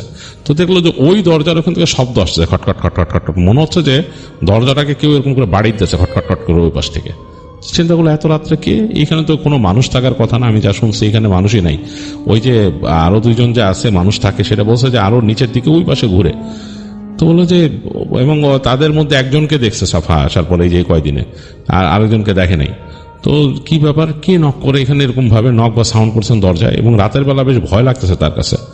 তো তারপরও তার খুব কিউরিয়াসিটি হলো। সাফা কিন্তু বেশ সাহসী, এই যে এইভাবে করে কষ্ট করে সে যে বিভিন্ন বাধা বিপত্তি পার হয়ে এসে ইটালিতে এসে এরকম থাকছে এবং অপরিচিত মানুষের সাথে মিশতেছে, তাদের মধ্যে জায়গা করে নিছে, এটার জন্য যথেষ্ট কারের দরকার, তো সেটা তার আছে, সাহসও তার দরকার, সেই সাহসও আছে। তো এরকম হঠাৎ করে শব্দটা তার কাছে এটা কোনো বিগ ডিল না, তার কাছে মনে হলো যে ঘটনাটা কি। তো সাফা উঠে বসছে, ঘর তো অন্ধকার, জাস্ট চাঁদের আলো এসে ঢুকছে এরকম। সে আস্তে আস্তে করে ওই দরজাটার কাছে গেল। তো দরজাটা হচ্ছে 3টা সিঁড়ি ধাপ উপরে উঠে, মানে ঘর থেকে 3টা সিঁড়ির ধাপ উঠছে, তারপর দরজাটা, এবং দরজাটার ওপর দিকটা হচ্ছে এরকম আর্চ শেপ, মানে গোল, উপরে আর্চ শেপ, এরকম কাঠের, বেশ ভালো কাঠ, মানে চকচক করে এরকম, এত পুরনো বাড়ি কেউ নাই, তারপর কাঠটা এরকম চকচক করে। তো সে একদম দরজার কাছে চলে গেল, একদম যে দাঁড়াইছে দরজার কাছে। তো চিন্তা করতেছে যে আরেকবার শব্দ হলে সে এটা স্পর্শ করে দেখবে কি অবস্থা। চুপচাপ দাঁড়ায় আছে, এবং সেই যেখানে দাঁড়ায় সেই জায়গাটা কিন্তু অন্ধকার, আলো নাই। আলোটা হচ্ছে সেই এখান থেকে তার পেছনে পড়ছে চাঁদের আলো জানলা দিয়ে, একদম মানে একেবারে সুন্দর করে স্কাই লিকের মধ্যে পড়ছে ফ্লোরে। একটু পরে আবার খটখট খটখট করে শব্দ হলো দরজায়। তো তখন সাফা সাথে সাথে দরজায় হাত দিছে। তো দরজায় হাত দেওয়ার সাথে সাথে শব্দটা বন্ধ হয়ে গেল, মিলাই গেল, শব্দ নাই। তো সাফা আস্তে এরকম চাপ দিল দরজায়, চাপ দিয়ে দেখে দরজাটা শব্দ করে খুলে গেছে, এবং বেশ পুরনো, মানে এই যে মানে পুরনো দরজা যে খুললে শব্দ হয়, জাস্ট ওরকম শব্দই হয়েছে, মানে অতিরঞ্জিত না, শব্দটা এরকম ক্যাচ করে হয়েছে, পুরো খুলে গেছে যে। তো সাফা অবাক হইল, এবং তার কাছে কেন জানি মনে হলো এই দরজাটা খুলতে যতটুকু প্রেশার দেওয়া দরকার ছিল ততটুকু তার প্রেশার দেওয়া লাগে না, সে জাস্ট হাত দিয়ে এরকম টাচ করে ঠেলা দিছে, খুলে গেছে দরজাটা। মনে হলো যে মানে অনেকটা পাওয়ার স্টিয়ারিং এর গাড়ি যেভাবে খুলে ওরকম স্টিয়ারিং যেভাবে ঘুরে, পাওয়ার স্টিয়ারিং ওরকম। তো সাফার মানে বুকের মধ্যে ধক করে উঠছে, কারণ ওই পাশ থেকে সে মানে এই যে দরজাটা খুলছে দেখতেছে যে এই অন্ধকার, কিন্তু রুমের ভেতরে অন্ধকার, কিন্তু রুমের শেষ মাথায় আর একটা দরজা খোলা, এবং সেইখান থেকে উপরে মনে হয় ওইটার বাসার উপরে খোলা কোনো অ্যাট্রিয়াম বা কিছু আছে, ওইখান থেকে চাঁদের আলো এসে ওই দরজার সামনে পড়তেছে। কিন্তু সিঁড়ি ঘুরে নেমে গেছে নিচে, মানে একটা সিঁড়ি এরকম ঘুরে নিচে নেমে গেছে এখান থেকে দেখা যাচ্ছে খোলা দরজা দিয়ে ওই আলোতে, ওই উপরে যে কাচের উপর থেকে যে আলো আসছে এটা। তো সাফা একটু অন্যরকম ফিল করলো, এবং মানে ভয় তখন কিন্তু তার একটু লাগা শুরু করছে। তো কিন্তু কিউরিয়াসিটির এই কাছে এই ভয় হার মানছে, যে সে আস্তে করে তার নিজের ঘরে, সে দরজার ভিতরেও ঢুকে নেই, ফার্স্টে ঢুকবে সে আস্তে করে হেঁটে গিয়ে সে হাতায় দেখলো যে তার বিছানার পাশে যেখানে মোম রাখার কথা, সে মোম নিল, লাইটার নিল, নিয়ে সে সাফা আর কি ধূমপান করতে জন্য তার লাইটার ছিল, এবং তার কাছে সিগারেটও ছিল 2-1 প্যাকেট তার ব্যাগে। তো যাই হোক, সে এখন নিল না, সে জাস্ট লাইটারটা নিয়ে আর মোমটা নিয়ে আস্তে করে হেঁটে ওই দরজার কাছে গেল। তো মোমটা জ্বালালো, দেখলো একদম স্থির। ঘরের গেটের কাছে যখন সে আগুন জ্বালাচ্ছে, আগুনটা একদম স্থির জ্বলে আছে, খুব আশ্চর্যজনক ভাবে। মানে তার যে আগুনটা, শিখাটা, সেটা ডানে বামে একটু নড়তেছে না। বাতাস কিন্তু হালকা পাতলা থাকে, আমরা আগুন জ্বালালে দেখি নড়ে, হতে পারে তার লাইটারটা ভালো, কিন্তু একদম স্থির হয়েছে ফ্লেম। জ্বালানোর পর দেখলো যে মোমটা যে জ্বলছে সেখানে একদম স্থির ফ্লেম, ডানে বামে নড়ে না, একদম সোজা হয়েছে ফ্লেম। জিনিসটা একটু তার কাছে অন্যরকম লাগছে। যাই হোক, সে লাইটারটা পকেটে রেখে আস্তে করে সে মোমের আলোতে রওনা দিল। তো রুমের মধ্যে ঢুকে সে অবাক, রুমটার মানে 2 পাশে মাকড়সার জাল ছেয়ে গেছে, সোফা সেট আছে, টেবিল আছে, এবং রুমের ভেতরে কয়েকটা পেইন্টিং লাগানো আছে, এবং এই পাশে যে একটা কার্পেট বিছানো, সে কার্পেটটা অনেক পুরান, বোঝা যাচ্ছে ধুলায় একদম শেষ, মাখামাখি হয়ে, মানে ওইটা কেউ টেক কেয়ার করে নাই। যাই হোক, মানে এই রুমটা, মানে এই দরজার ওই পাশটা অ্যাবান্ডন, সে বুঝতে পারছে। এবং মোমের আলো যেখানে পড়তেছে ফ্লোরে, সেসব জায়গায় কোনো ফুট স্টেপের দাগ নাই, মানে যে কেউ পাড়া দিয়ে গেছে, হেঁটে আসছে, কে শব্দ করতেছিল এখানে। সাফা বোঝার চেষ্টা করে যে বাতাস কি দরজাটাকে নাড়তেছিল। তখন বললো যে আমি কি বোকা, মোমের এই শিখা নড়তেছে না 1 ফোঁটা, এরকম মোটা দরজা। এবং সে খেয়াল করে দেখছে যে দরজা এরকম মোটা কাঠের, বেশ পুরু, মানে মিনিমাম ওইটা মানে প্রায় 2.5 ইঞ্চ বা 3 ইঞ্চ পুরু দরজা। এত মোটা দরজা কিভাবে এরকম করে, আর সে হাত দিয়ে ধরার সাথে খুলে গেছে।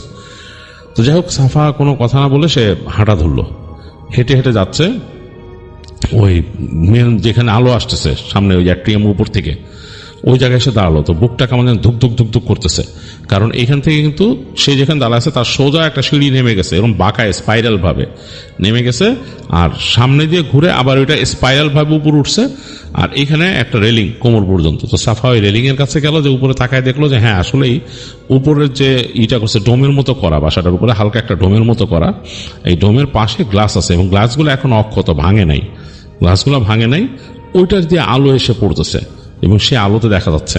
এবং এমনভাবে ইঞ্জিনিয়ারিং করা এই ডোমটা, যে মানে চাঁদের আলো হোক আবার দিনের আলো হোক, খুব সুন্দর করে এই জায়গাগুলোতে পড়ে। তো সাফা দেখে আস্তে করে মানে তাকায় দেখলো, আর অনেকক্ষণ অবাক হয়ে তাকায় থাকলো, ছোটখাটো ফ্রেস্কো আঁকা আছে আবার ওইটার মধ্যে। তো এর মাঝে সে দেখলো যে এই যে সিঁড়ি যেটা নেমে গেছে ওইটা, তো চিন্তা করলো যে উপর উঠবো না নিচে নামবো। তার মনের মধ্যে কিউরিয়াসিটি 2টা কাজ করতেছে। তো একবার মনে হলো যে তাকে তো ওই যে তার যে ফ্রেন্ড বা তাকে যে আনছে এখানে, ও তো মানা করছে এখানে ঢুকতে না। তো চিন্তা করলো দরজা খোলা, কে নক করলো, আমি কিউরিয়াসিটির থেকে ঢুকছি, কি হয়েছে। আর সাফার মধ্যে একটা কিউরিয়াসিটি বেশি। সে যখন নাকি বাড়িতে ছিল তখনও সে বন্ধুদের সাথে এদিক ওদিক যেত আর কি, ঘুরতে মুড়তে, যে কোনো জায়গায় একটু যদি শুনতো যে এখানে মানে একটু রহস্যময় কিছু আছে, সে যেত। যাই হোক, সে চিন্তা করলো যে আমি সিঁড়িতে নেমেই যাই, দেখি কি আছে, আর বাসাটা একটু ঘুরি, কি অবস্থা। তো আস্তে করে মোমটা নিয়ে সে হাঁটা ধরলো। তো যখন হাঁটে তখনও দেখতেছে মোমের শিখা বেশ স্থির। এটা তার কাছে অবাক লাগতেছে যে হাঁটলেও তো একটা বাতাসের সাথে একটা হয়, কারণ ওখানে তো মুভিং না থাকলেও, মুভিং বাতাস না থাকলেও তো ওখানে বাতাস তো আছে, কিন্তু এখানে শিখাটা বেশ স্থির হয়ে আছে। খুব একটু অবাক লাগতেছে তার কাছে, সে এটা তার কাছে একটু মানে এরকম সে দেখে নাই। যাই হোক, সে সিঁড়ি দিয়ে নামা শুরু করলো। দেখতেছে পাথরের সিঁড়ি, পাথর দিয়ে করা কিন্তু সিঁড়িটা। তো আস্তে আস্তে আস্তে স্টেপ দিয়ে নামতে, স্পাইরাল মানে বাঁকানো, এরকম ঘোরানো সিঁড়ি। তো ঘুরে ঘুরে নামতেছে, নামতে সে দেখলো যে একটা ফ্লোরে আসছে। সে বুঝতে পারলো যে তারা যেখানে উঠছিল ওইটা হয়তো বাসাটার গ্রাউন্ড লেন্থ, মানে বাসাটা যেখান থেকে গ্রাউন্ড লেন্থ, কিন্তু এটা মনে হয় আন্ডারগ্রাউন্ড লেন্থ, মানে বাসার নিচের কোনো অংশ এটা। লাইক বেসমেন্টের মতো। এটা অনেক সময় ওই ওই অঞ্চলে সেলার তৈরি হতো, ভাড়ার ঘর, সেখানে জিনিসপত্র রাখতো, ফসল টসল রাখতো, জিনিসপত্র শস্য রাখতো, বিভিন্ন রকম স্টোর জিনিস রাখতো, আর সেলারের মধ্যে তারা রাখতো, তাদের যে মদ টদ এগুলো রাখতো আর কিরকম। তো ওই জায়গাটাও হয়তো এখানে আছে। তো দেখতেছে আসলে যা ভাবছিল তাই, এটা ইটস সেলার, মানে এখানে জিনিসপত্র রাখা হয় বিভিন্ন ভাড়ার মতো। সে দেখতেছে বিভিন্ন শেলফ রাখা, শেলফে কিচ্ছু নাই, শেলফগুলো ধুলা ধূসরিত। তো সাফা কাইন্ড অফ লাইক তার ইন্টারেস্ট হারায় ফেলাইতেছে যে এখানে নামলাম কেন, খামাখাই কিসের শব্দটা করতে কইছে নাকি আমার শোনার ভুল। পরে চিন্তা করতেছে আমি তো জেগে থাকা অবস্থায় শুনছি শব্দটা। সে যখন কি চিন্তা করতেছে ঘুরে চলে যাবে উপরে, কিন্তু এখানে কিছু নাই। কারণ আসসালামু আলাইকুম রাসেল ভাই, আমার সালাম নেবেন। আমার নাম মোহাম্মদ মঞ্জুরুল হাসান, আমার বাসা হচ্ছে জেলা লালমনিরহাট। আমি যে ঘটনাটা আমি লিসেনারের কাছে বলতে চাচ্ছি, শেয়ার করতে চাচ্ছি, সেই ঘটনাটা আমার পারিবারিক আত্মীয়র মাঝেই ঘটেছে। সে মেয়েটার নাম ছিল মালেকা, আমার সম্বন্ধে খালা হয়। সে অনেক ভালো ছিল, অনেক সুন্দরও ছিল, আর শরীরের রং একবারে সাদা বলতেই চলে, সেই সুন্দরে ছিল। তার বয়সটা ছিল 13 থেকে 14 বছর হবে। তিনি লেখাপড়াও অনেকটা স্মার্ট ছিলেন, অনেক ভালো ছিলেন। তিনি সকালবেলা 9টার অধিক স্কুলে যাইতেন। তার বান্ধবীর সাথে কি বন্ধুর সাথে, এলাকায় তো অনেক কিছু থাকেই, বন্ধু থাকে, বান্ধব থাকে। এমনকি আমি তখন মানে ক্লাস 3-তে পড়ি, আমিও স্কুলে যাই। আমি সবসময় তার পিছে আমি সময় দেই যদি টিফিন টাইম হয়। এভাবেই আমরা স্কুল পড়ি। একদিন হঠাৎ করে আমার খালা হারিয়ে যায়। তাকে অনেক জায়গায় খোঁজাখুঁজি করেও পায় নাই। তাদের আত্মীয় স্বজন কি বন্ধু বান্ধব সব জায়গায় খোঁজাখুঁজি করেছে। এমনকি মাইক দিয়েও মাইকিং করা হয়েছে প্রতি এলাকায়। তা কোনো ঠিকানা পাওয়া যায় না, তার কোনো খোঁজও পাওয়া যায় নাই। এদিক মধ্যে তার বাসার সাথে একটা বিরাট বড় কড়াই গাছ আছে। তার মা হঠাৎ করে কড়াই গাছের উপরে তার চোখ যায়। সে তো, তার মা তো কান্দিয়ে অস্থির। তার মেয়ে হারিয়েছে হঠাৎ করে, মানে হারিয়েছে সন্ধ্যার ওই দিক, মানে সন্ধ্যা বেলা ডুবং যে কালসাঞ্জি লাগে, যে কালো মানে অন্ধকার ভাব, সেই সময় হারিয়েছে।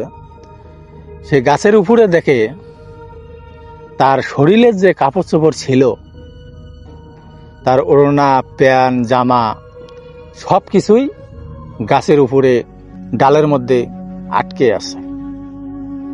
তখন সে চিল্লান দিয়ে লোকজন জড়ো করায়, এত গাছের আগালে আমার মেয়ের কাপড় চোপড় কিভাবেই গেল। তখন এলাকায় কিছু লোকজন আছে, মানে বয়স্ক লোক আছে, তারা বলল আপনার মেয়ে হারায় নাই, আপনি নিশ্চিন্ত থাকেন, আপনার মেয়ে হারায় নাই, আপনার মেয়েকে জেনে নিয়ে গেছে, সময় হলে আপনার মেয়েকে ফিরিয়ে দেবে। তা আসলেই কথাটা বাস্তব। 3 দিন পর মেয়েটাকে পাওয়া যায় তার খোলাম বাড়িতে অজ্ঞান অবস্থায়, সেখানে শুয়ে আছে। তখন ঠিক বিকাল 5টা থেকে 5:30 ওই দিক বাড়ি থেকে একটা ছেলে বাইর হয়েছে। ছেলেটার বয়স হবে, তার ছোট ভাই 11 থেকে 12 বছর হবে। সে চিল্লাম দিয়ে উঠলো, বলে আমার আপু আসছে, খোলাম বাড়িতে শুয়ে আছে। তৎক্ষণে বাড়ির লোক, আশেপাশের লোক, তারা দুধ দিয়ে আসে দেখে সে শুয়ে আছে। তার শরীরে যে কাপড় চোপড়গুলো আছে অনেক সুন্দর, আর অনেক কি আর বলবো, এত সুন্দর কাপড় চোপড়। তখন কিছুক্ষণ পর তার মাথায় পানি ছেঁকার পরে সে হুঁশ হয়, মানে অজ্ঞান হয়ে গেছিল। হওয়ার পরে তিনি আস্তে আস্তে মানে মাথার সেন্স এসে যায়। তখন তাকে জিজ্ঞাসা করলো, তুমি কোথায় গেছিলা?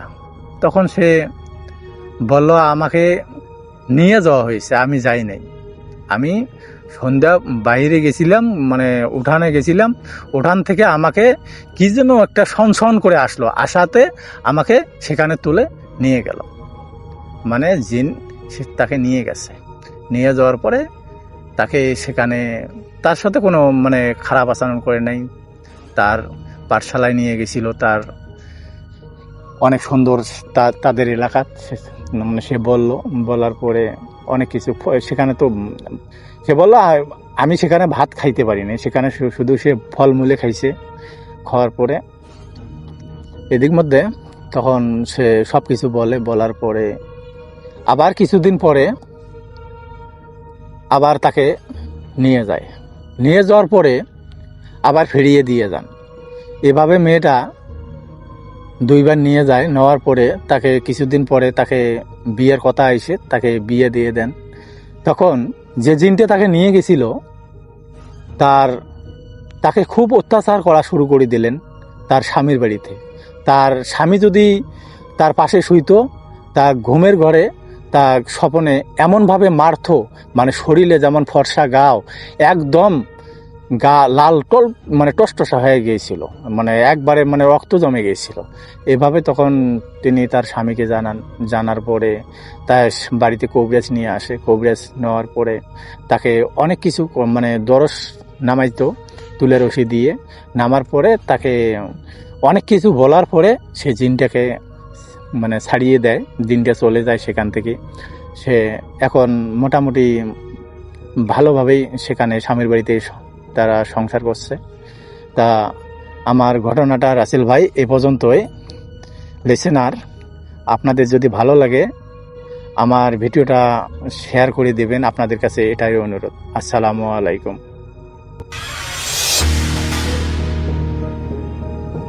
প্রিয় লিসেনার, চলে যাই আমাদের এবারের এপিসোডের শেষ ঘটনায়। এই ঘটনাটি আমাদেরকে যিনি পাঠিয়েছেন ওনার নাম নাদিম।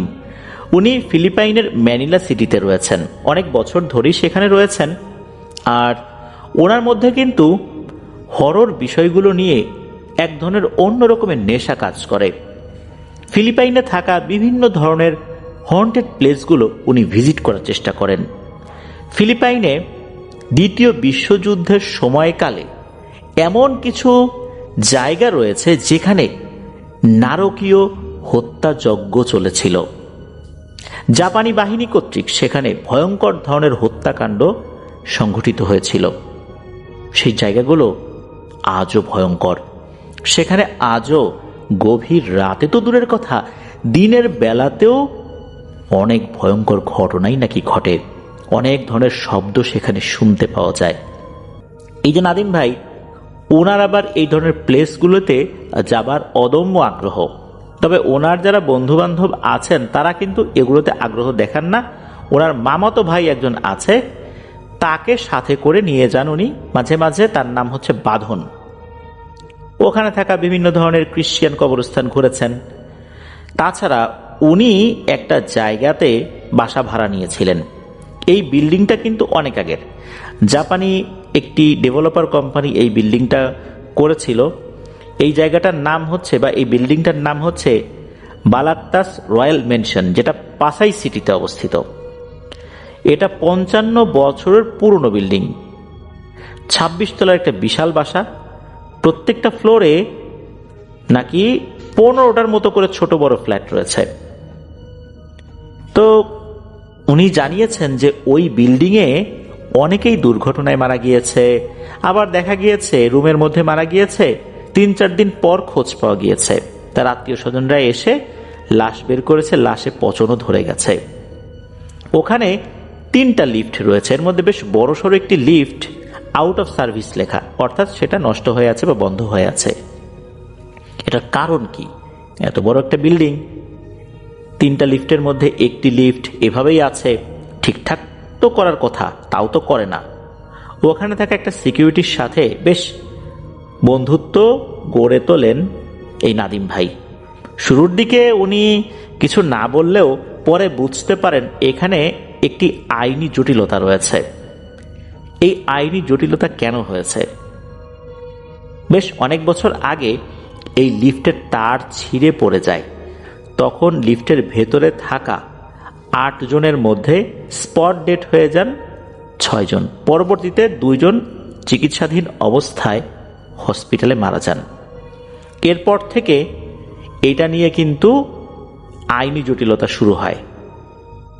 তবে কর্তৃপক্ষ বিভিন্ন দপ্তর ম্যানেজ করে টাকা পয়সা দিয়ে আইনি কর্মকাণ্ড সামনের দিকে না আগালেও এই লিফটটা নাকি রহস্যময় কোনো এক কারণে আর ঠিকঠাক করে চালাতে পারেননি, এটা ওভাবেই রয়ে গেছে। এই বিল্ডিংয়ে কিন্তু সুইমিং পুলও রয়েছে, কিন্তু সেখানে কেউ সাঁতারও কাটে না। সেখানে যে খেলার জায়গাগুলো রয়েছে সেখানে বাচ্চারা নাকি খেলতেও যায় না। ওখানে গেলে কেমন একটা ভুতুড়ে অনুভূতি নাকি হতে থাকে। এদিকে ওনারা তো আছেন কম টাকায় একটু ভালো করে থাকার জন্য, বা এই ধরনের প্লেসগুলো ওনাদের মতো ব্যাচেলরদের জন্য বেশ ভালো একটা জায়গা বলেই বিবেচিত হয়, এজন্য আছেন। তো প্রথম প্রথম বেশ কিছুদিন কোনো ধরনের কোনো সমস্যা হয়ও নাই। আর ওনারা যখন ওখানে ছিলেন এর মধ্যেই ওনাদের কাছাকাছি একটা ফ্ল্যাটে এক কোরিয়ান নাগরিক মারা গিয়েছিলেন প্রায় 2 কি 3 দিন পর। তার লাশ ওখান থেকে বের করা হয়। তার আত্মীয় স্বজনরা যখন ফোন করে যোগাযোগ করে পায়নি, তখন পুলিশের সাথে যোগাযোগ করলে তারা ওখানে এসে দরজা ভেঙে তার লাশ বের করে। মাঝে মাঝেই নাকি ওনারা অসুস্থ হতেন, যেমন জ্বর, ঠান্ডা, কাশি, তবে এগুলো সাধারণ অসুস্থতা হিসেবেই ধরে নিয়েছিলেন। একবার হয় কি, এই যে বাঁধন ভাই আর নাদিম ভাই, ওনাদের 2 জনের মধ্যে একজন ছিলেন ওই সময় বাসায়, নাদিম ভাই। ওনার প্রচন্ড জ্বর এসেছে, উনি তো বিছানায় শুয়ে আছেন। ওনার কাছে তখন মনে হতে থাকে কিচেনে কেউ আছে, রান্নাঘরে কেউ রান্না করছে, চা বানাচ্ছে, এরকম শব্দ হতো। উনি এগিয়ে গিয়ে দেখতেন যে সবকিছু স্বাভাবিক। এটা দিনেও হতো, রাতেও হতো। এক রাতের ঘটনা, উনি ওয়াশরুমে যাবার জন্য উঠেছেন, কি মনে করে উনি বারান্দার দিকে যাবেন, একটু দাঁড়াবেন ওখানে। যখনই বারান্দার দিকে গিয়েছেন, উনি দেখেন যে ওখানে কুঁজো হয়ে কেউ একজন বসে আছে, একটা মানব আকৃতির কিছু একটা। উনি স্পষ্ট দেখলেন এটা একটা মানুষ আকৃতির কিছু যে কুঁজো হয়ে বসে আছে। উনি ভয়ে দৌড়ে ওখান থেকে চলে আসেন। ওনার হাতে একটা গ্লাস ছিল যার মধ্যে পানি ছিল। উনি মূলত বারান্দায় দাঁড়িয়ে পানি খাবেন এই চিন্তা করেই ওদিকে যাচ্ছিলেন। কাউকে ডাকার শক্তিও ওনার ওই সময় ছিল না। কিছুক্ষণ পরে মনে হলো, আচ্ছা বারান্দায় তো বেশ কিছু ফুলের টব আছে, ফুলের গাছ আছে, এগুলোকেই আবার কোনো মানুষ মনে করে ভুল দেখিনি তো। তবে এরকম ভুল তো হওয়ার কথা নয়। উনি আবার বারান্দার দিকে সাহস করে গেলে ওখানে আর কিছুই দেখেননি। এই ঘটনার পর একজন হুজুরকে নিয়ে এসেছিলেন। তবে এই নাদিম ভাই জানিয়েছেন যে ওখানে খ্রিস্টান ধর্মাবলম্বীর সংখ্যা বেশি হবার কারণে মুসলিম কোনো ভালো আলেম বা হুজুর পাওয়াটা একটু কঠিন হয়ে যায়। তবুও তাকে নিয়ে আসেন, নিয়ে আসার পর তাকে দিয়ে ঝাড়ফুঁক করানো হয়। তবে উনি বলেছিলেন যে এই বাসাটা ছেড়ে দিতে, তা না হলে পরবর্তীতে বড় ধরনের অসুবিধা হবে। এই বাসায় অনেকেই মারা গিয়েছে, কিন্তু কর্তৃপক্ষ অনেক কথাই বাইরে বলে না, বা তারা বিষয়টাকে ধামাচাপা দিয়ে দেয়। এই কথা শোনার পর ওনারা এই বাসাটা ছেড়ে দেন। পরবর্তীতে অন্য জায়গায় ওনারা বাসা নেন আর কি। এরপর তো ওনারা চিন্তা করেছেন যে কোনো একটা জায়গায় যাবেন, হন্টেড প্লেসে, ক্রিশ্চিয়ান কবরস্থানে গিয়েছেন, একটা পরিত্যক্ত হসপিটালে যাবেন, এরকম একটা প্ল্যান করেছেন আর কি। ফিলিপাইনের অ্যাঙ্গেলস সিটিতে একটি পরিত্যক্ত হসপিটাল ছিল, যেটার একটা নাম আছে ক্লার্ক এয়ারবেস হসপিটাল বা এয়ারবেস হসপিটাল আর কি, যেটা নাকি আমেরিকা তৈরি করেছিল। 1903 সাল থেকে 1991 সাল পর্যন্ত এটা চালু ছিল। বিভিন্ন সময় যে যুদ্ধগুলো রয়েছে, স্পেশালি ভিয়েতনাম যুদ্ধ যখন হয়েছে, এরপর ফিলিপাইনের সাথে যখন যুদ্ধ হয় দ্বিতীয় বিশ্বযুদ্ধের সময় আর কি। ওই সময় ফিলিপাইনের যেই জায়গাগুলো, এগুলোতে তো মিত্রবাহিনী, অক্ষশক্তি তারা কিন্তু বিভিন্ন জায়গায় ঘাঁটি তৈরি করেছে। তো অনেক মানুষ সেখানে মারা গিয়েছে, বিশেষ করে এই হসপিটালে। ধারণা করা হয় এখানে আসলে স্বাভাবিক মৃত্যুর থেকে অস্বাভাবিক মৃত্যুই বেশি হয়েছে। এই হসপিটালটা যখন পরিত্যক্ত ঘোষণা করা হয়, এরপর এর আশেপাশে কাউকে যেতে দেওয়া হয় না। তবে হ্যাঁ, স্থানীয় প্রশাসনের পারমিশন নিয়ে সেখানে যাওয়া যায়। অনেক ইউটিউবার নাকি ওখানে ভিডিও করতে গিয়ে বড় ধরনের বিপদে পড়েছে, কেউ কেউ মারাও গিয়েছে, যেগুলো অপ্রত্যাশিত মৃত্যু ছিল। পারমিশন নিয়ে যাবার পরও মারা গিয়েছে, আর পারমিশন ছাড়াও ওখানে গিয়ে মারা গিয়েছে এমন বহু মানুষ আছে। যারা ওখান থেকে বেঁচে ফিরেছে তাদের কাছ থেকে বিভিন্ন ধরনের ঘটনা অনেকেই জানতে পেরেছে। এক রমজান মাসে এই নাদিম ভাই আর বাঁধন ভাই ওনারা সেখানে যাবেন বলে সিদ্ধান্ত নিয়েছেন। তো চিন্তা করেছেন রাতের বেলা যাবেন, কোনো পারমিশন নেবেন না। রাতে কিন্তু ওখানে যাওয়া নিষেধ। কাছাকাছি গিয়ে হাঁটা শুরু করেছেন, চিন্তা করেছেন যে ওখানে যাব, ওখান থেকে ঘুরে এসে আবার সাহারি করব। ওনারা যখন ওদিকে গিয়েছেন, বিশেষ করে হসপিটালটার যে গেট ওইটা ক্রস করবেন, হঠাৎ করে মনে হলো অনেকগুলো চামচিকা টাইপের জিনিস মাথার উপর দিয়ে চক্কর দেওয়া শুরু করেছে, এরপর একদিকে উড়ে চলে গেল। অনেক সময় হরর মুভিতে এরকম দেখা যায়, হঠাৎ থেকে যেন বাদুর চামচিকা চলে আসে, এরকম হলো। তখন তো ওরা বেশ ভয় পেয়ে গিয়েছেন, আর শরীরটাও ভারী হয়ে আসা শুরু হয়েছে। পা পিছলে হঠাৎ করে একটা খাদে পড়ে যান, মানে ছোটখাটো একটা খাদ আর কি। জোরে চিৎকারও করে ওঠেন, পায়ে বেশ ব্যথা পেয়েছেন। এরপর তো মোবাইলে একটা সূরা চালিয়ে দিয়েছেন। তখন চিন্তা করলেন যে এখানে আর ঢোকা যাবে না, বাইরে বের হয়ে আসতে হবে। আমাদেরকে সতর্ক করছে, ঢুকিস না, বিপদ আছে। ওনারা যখন বাইরে বের হয়ে হাঁটা শুরু করেছেন জঙ্গল পার হয়ে, হঠাৎ করে দেখেন পুলিশের গাড়ি আসছে। পুলিশ তো তাদেরকে দেখে গাড়ি থামিয়ে দিয়েছে, জিজ্ঞেস করছে যে আপনারা কোথায় গিয়েছিলেন। সত্য কথাই বলেছেন, মিথ্যা কথা বলে আরো বিপদ হওয়ার সম্ভাবনা বেশি। পুলিশ জিজ্ঞেস করছে কেন এত রাতে গিয়েছেন পারমিশন ছাড়া, রাতের বেলা তো সেখানে পারমিশনও দেওয়া হয় না। এদিকে উনি আহত ছিলেন, পা দেখালেন। পুলিশরা কিছুক্ষণ তাকিয়ে থেকে বলেন ঠিক আছে, আমরা চাইলে কিন্তু আপনাদেরকে ধরে নিয়ে যেতে পারতাম, এই পারমিশন না নিয়ে এখানে আসার অপরাধে কিছু করলাম না, যান চলে যান, এভাবে আর আসবেন না। আসলে ওনারা চাইলে ঝামেলা করতে পারতো, কিন্তু ওনারা সেটা করেন নাই।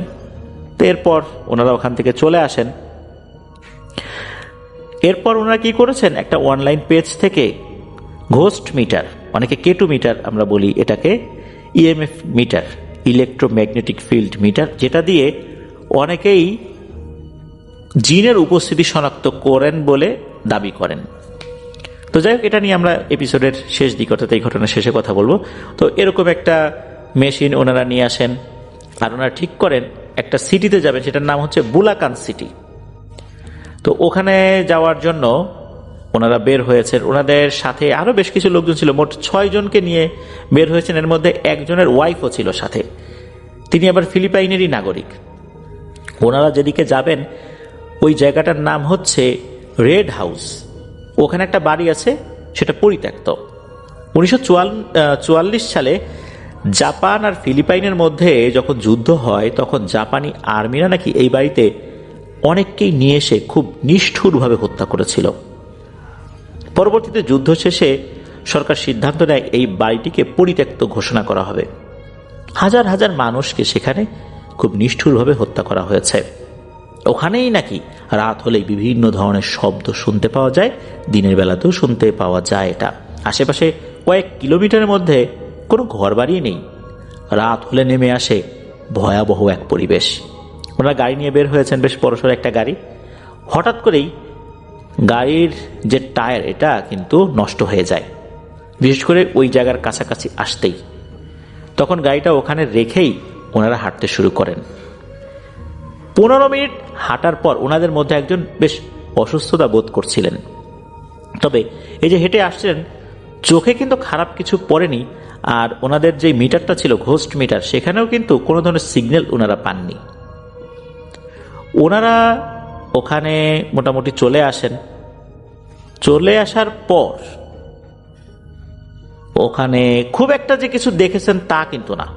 ওখান থেকে আবার ব্যাক করেন, ওই গাড়িটার টায়ারটা ঠিকঠাক করে। এর কয়েকদিন পর আবার আর একটা জায়গায় যান, সেম এই 6 জনকে নিয়ে।